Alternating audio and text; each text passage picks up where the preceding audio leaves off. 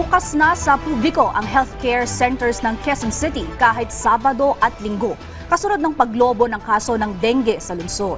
Ang detalye sa Balitang Pambansa ni Quenzel Bocobo ng IBC. Isa ngayon ang Barangay Payatas sa Quezon City sa mga itinuturing na hotspot ng pagtaas ng bilang ng kaso ng dengue sa lungsod.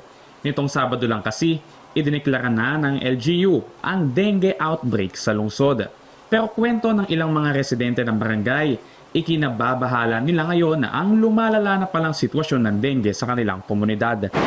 Para sa amin, siyempre natatakot din kasi siyempre, lalo na tulad niya ngayon, may malit pa ako. Yun nakakatakot naman talaga.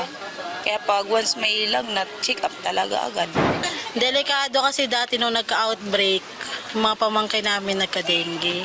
Kaya medyo takot na kami sa dengue. Sa tala ng LGU, umabot sa 10 ang bilang ng mga nasawi dahil sa dengue nitong Enero lamang. 8 dyan, pawang mga menor de edad.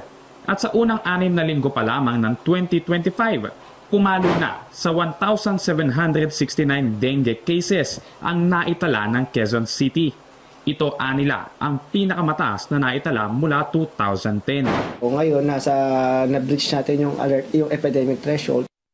Kaya naman, kaliwat kanan ngayon ang kalkuladong pagkilos ng mga otoridad, gaya ng chemical spraying sa mga barangay, paglinis sa mga posibleng pugad ng lamok.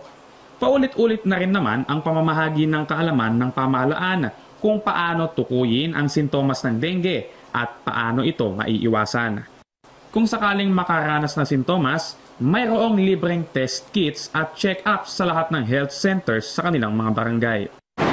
Ito po isa sa mga libreng serbisyong medikal na in-offer ng ating mga local health center. Hindi lang po sa mga health center, pati po sa mga pampublikong hospital, kagaya po ng Nova District Hospital, Rosario Maclang Hospital, and Quezon City General Hospital. Sinisiguro naman ng Quezon City na handa ang kanilang pamahalaan sakaling mas dumami pa ang kaso ng dengue sa lungsod. Mula sa IBC 13, Quenzel Bocobo para sa Balitang Pambansa.